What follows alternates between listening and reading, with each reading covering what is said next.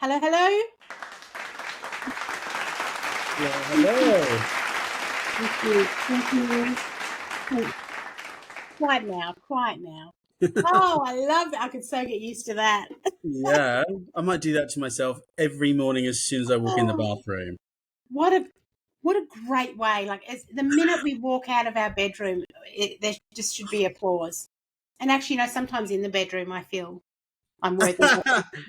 Yes, on more occasions than one, I assume. Right? Stop. Well, that took like not even a minute, Adam, and No, we in went. fact, that was less than 30 seconds. That could be a record for us. I think it is a record. Oh my God. Oh,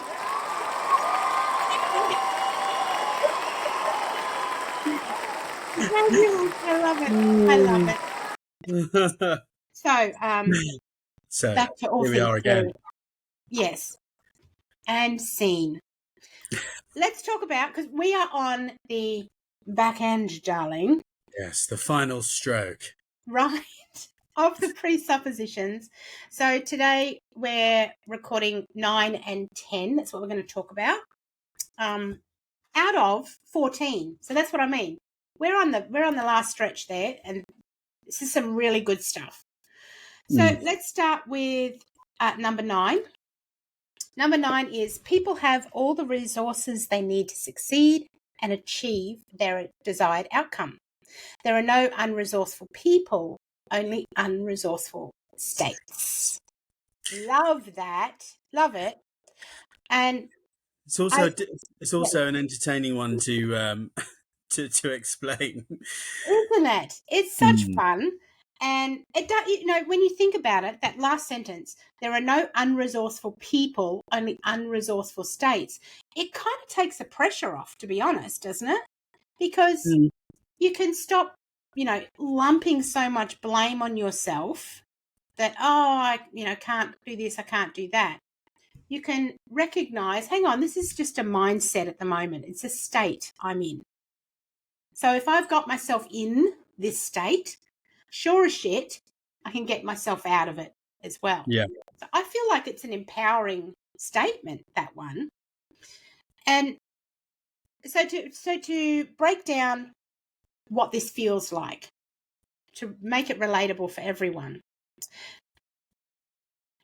it's like when you hit a wall, isn't it? You hit a wall and you get that really stuck feeling, and you find that your language changes.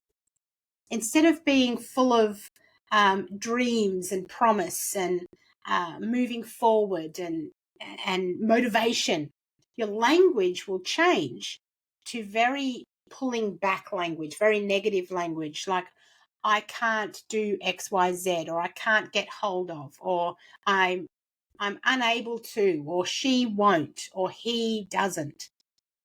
Real negative, constricting kind of language.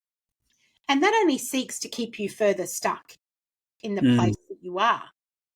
And you start to feel like, yeah, well, I can't achieve what I want. I can't get the outcome that I want because I don't have the things that I need. So my challenge then is to break that down into simply two things. Just two things. When you get that stuck feeling, like there's nowhere to move toward what you want to do, the first one is, instead of thinking so globally, so big about the big thing you want to achieve, really just break it right down and ask, what's the next step? That's it. Not the whole freaking staircase. What's the next step? And once you've determined that, then ask yourself, what can I do to move me toward that step? And then straight away, you're starting to shift your mindset from that I can't, because you're looking at a big picture. You've drilled it right down into I can take one step forward. That's it. Absolutely. And again, it's taking that pressure off, right? Yeah, it really is. It's what I love about the whole thing, NLP in general, is it, it's about having conversations of possibility Oh, versus not. And this is a prime example of that. Having a conversation internally first mm, conversation of possibility versus impossibility. So, like you're saying, it's first of all, sometimes just changing the language mm, is just the first step, and then it's just one foot in front of the other after that. It's just a process. You don't know what steps you'll be taking in the fifth or the sixth step, but all you got to do would not even worry. That's the wrong language. Just take care of that first step that's next, because resourcefulness is about being adaptable, yeah, um, being innovative in your thinking, being flexible in finding a solution. Well, there's a solution always to everything. Sometimes you have to let go of something to let something else happen, but there's always a solution.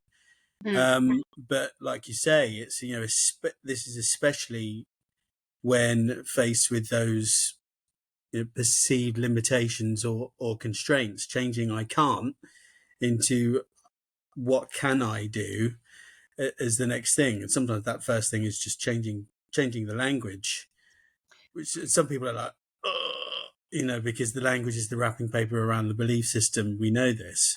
yeah, But you're absolutely right. It's seeking out the new opportunity, um, and collaborating with other people. At the end yeah. of the day, well, okay, you might not know the answer. Who do I know around me that might have dealt with that before? Who can I go and talk to? Who's defining what resources actually means? Yeah, We can be quite limited in what we think resources are, even. And yet, you have so many resources when you start to see other people's knowledge and skills as a resource you can tap into. It's amazing. You don't have to do everything yourself. no, I never do. You are the king of outsourcing, I feel.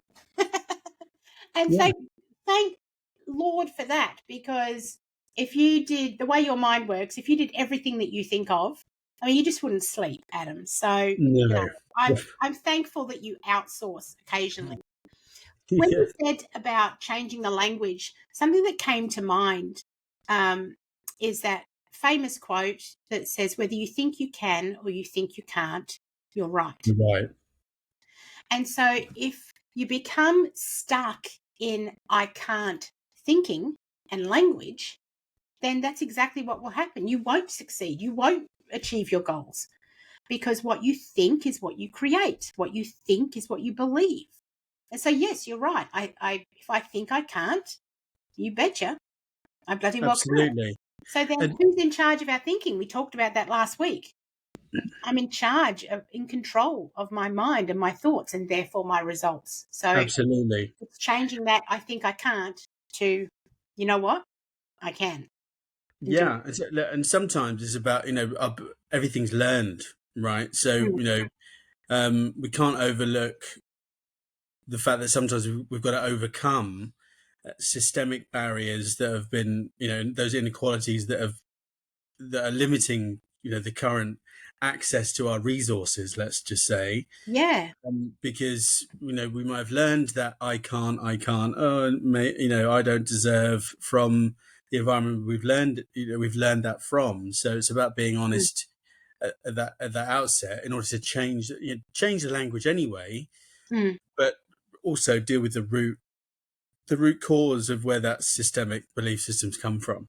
Oh, for sure. And in because the barriers exist, like that, I don't think there's any two ways around that. Barriers will exist.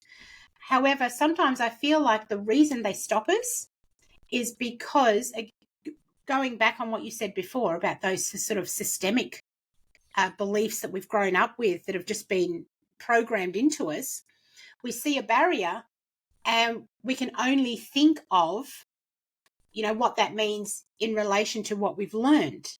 That there's only Mm, one way when you have that barrier. It's about expanding and learning other ways to move around barriers to get to where you want to be. There is not Absolutely. only one way to do things, and yet we're often programmed to, do things the way it's always been done.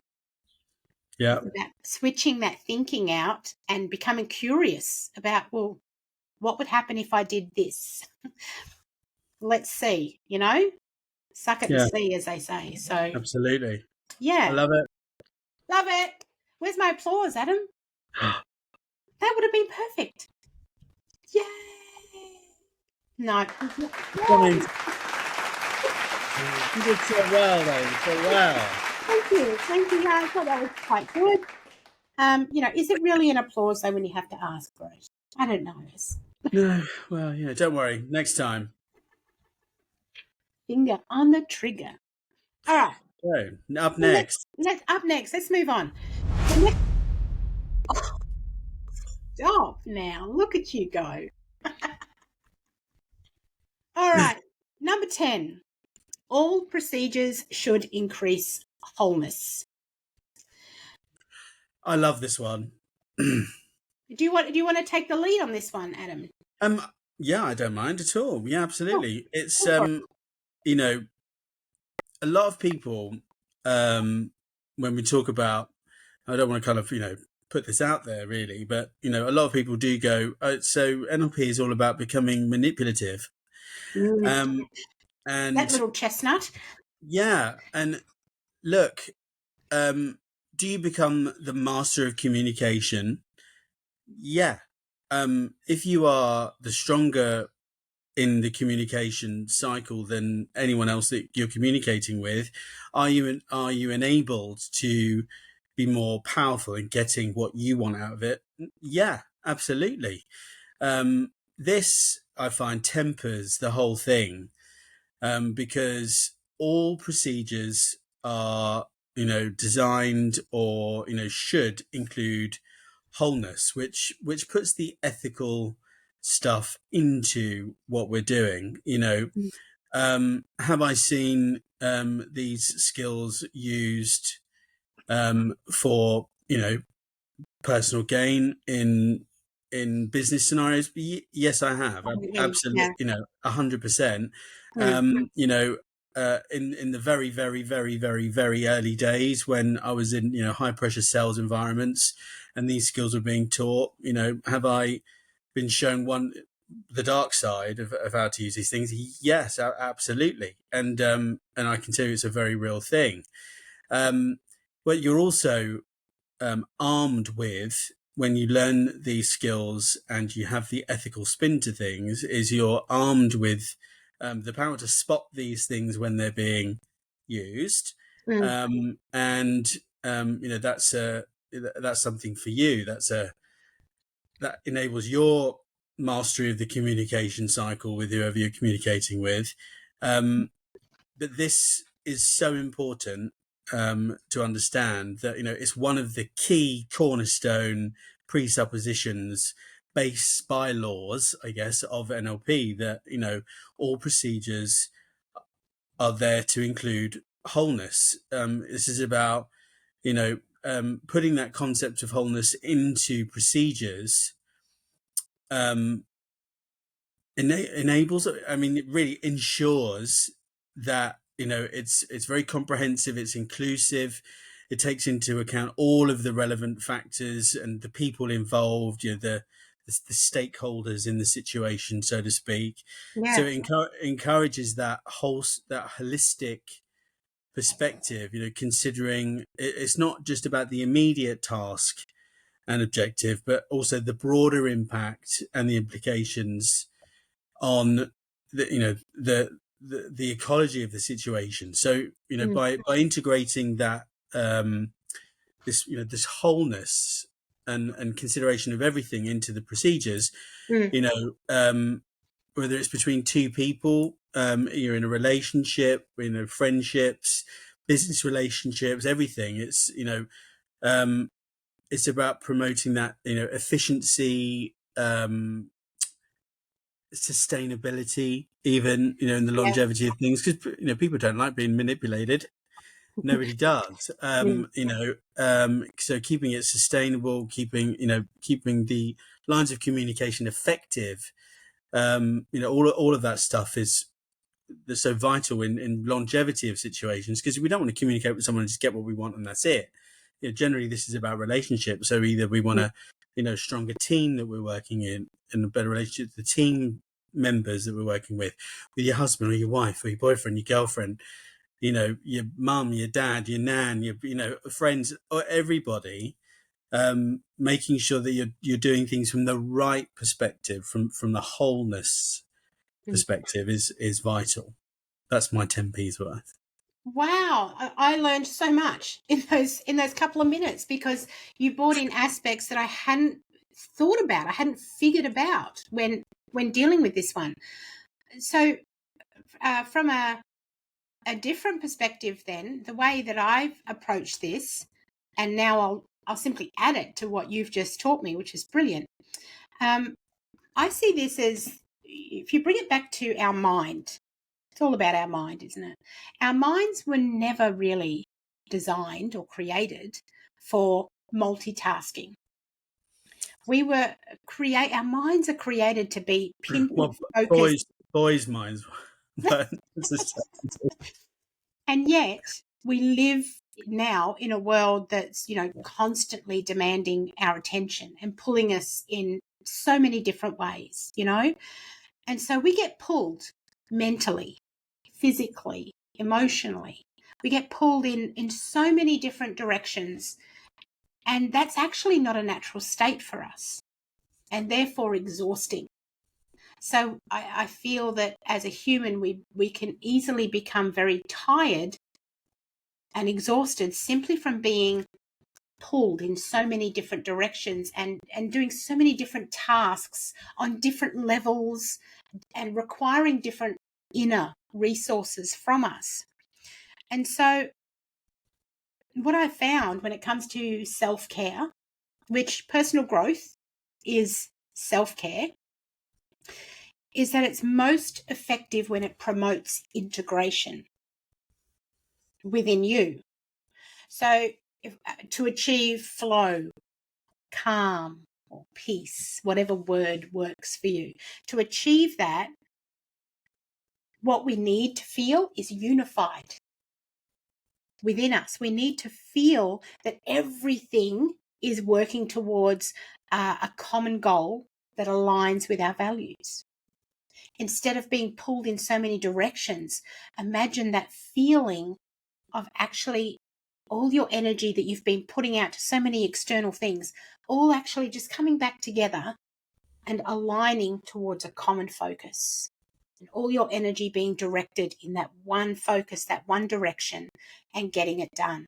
There's such a good feeling that comes from that. And I know I've certainly had those times. I know you have, Adam. We've talked about this, and I'm sure people listening, those moments where something just flows and you just feel like, damn, I am on fire. Even your underwear matches and you think, holy shit, man, I have got it together today. That's a long time since that happened to me. That is alignment. And so when I think about procedures increasing wholeness, I think about, and this is where self-care came into it, I think about doing things for yourself that actually you can see the energy coming back into you and being aligned and making you whole again internally, instead of that energy being, sort of scattered everywhere, which can be really difficult to keep up with. Yeah. And actually, like you said, I mean, this is awesome.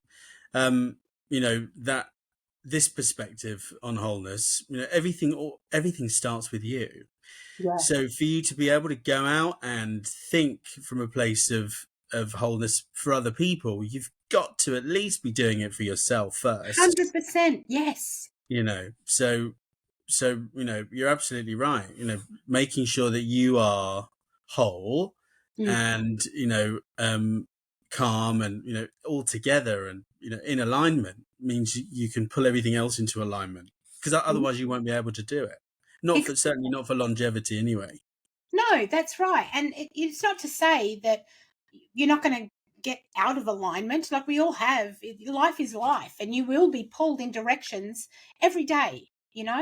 What what this for me is about is that if I'm already being pulled, my internal resources are already, at max capacity, when I'm going to do something else, I think about, will this promote or increase or be conducive to my wholeness? And if the answer is yes, then damn, I'm in. Let's go.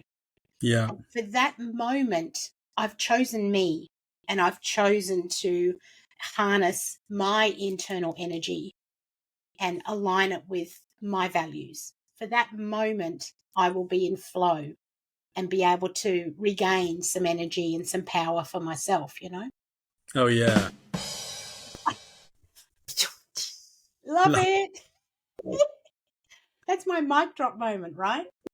100%. That was so good. Freaking love it. Thank you, Adam. You're so good for my little yellow personality, aren't you? My little sanguineness. That's a whole nother episode, though, isn't it? We go Yeah. into more personality stuff. So, how do you feel about 9 and 10? You I feel like? think we listen. I think we absolutely covered it. I think it's good. I think it was hot. Loved it. Yeah. Yeah, I loved it. So, next episode is going to be super cool. We say this about everyone, though, because we love all the They are super presuppositions, cool. Yes, to they be are. honest. Yeah. I was about to say, we're going to talk about one of our favourites, and yet I think I've said that every episode, so nothing new there. We're going to go over there is no failure, only feedback. Oh, Ooh, yeah, that's a good one. that's the hotness right there. So that'll be a good one. And I really, really love number 12. Love talking about it. The meaning of communication is the response you get.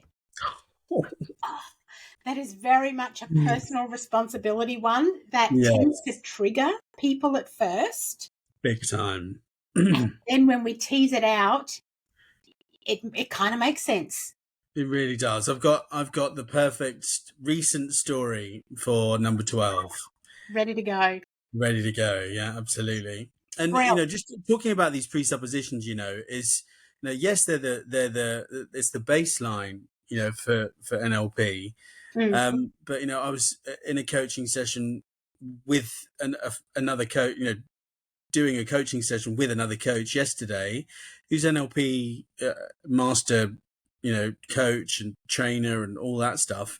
And even just in these simple ways, pulling people back to the presuppositions is sometimes the most powerful thing that you can do, because it's a key message in a nutshell that can just sometimes be the right pill to snap you back into a way of thinking, a way of understanding situations. Because like you say, life happens, things happen, we get, even coaches need coaching. Yeah. And these are not to be uh swept aside in any way. Like people go, oh, presuppositions. It's the key information. It really, really is. It's so vital. Oh, So yeah. I think when you look at pretty much anything that you do on a daily basis, or any sort of job or career or task, that, when it becomes so complex that you're starting to lose yourself and you kind of get a bit off track, and perhaps you feel like you've lost a bit of your mojo, what a lot of us have heard is, well, hey, let's go back to basics. And it's everywhere. Let's go back to basics. And the reason that we go back to basics is because when you go back to those foundations, you take the complexity out of it, get right back to where it started with the basic concept, and you can check in with yourself. Am I still doing that? Or have I made it so complex or moved so far away from the basics that I'm no longer even doing what is the core of the task? So basics really grounds you to bring you back and think, hang on, bit of a checklist here. Am I living this? Am I doing this? And that's what I feel the presuppositions, and working through them with you over the course of this series, has really allowed me to reflect and go, hey, am I walking my Me talk too. here with Yeah, me all too. of these? Yeah, it's a great check-in for personal growth. And I trust that everyone having a listen to this feels the same way. Absolutely. Of course they do. Of course they do. All right, brilliant. Well, with that, we'll bid you adieu and see you next step. Okay. See you next week, everybody. Bye.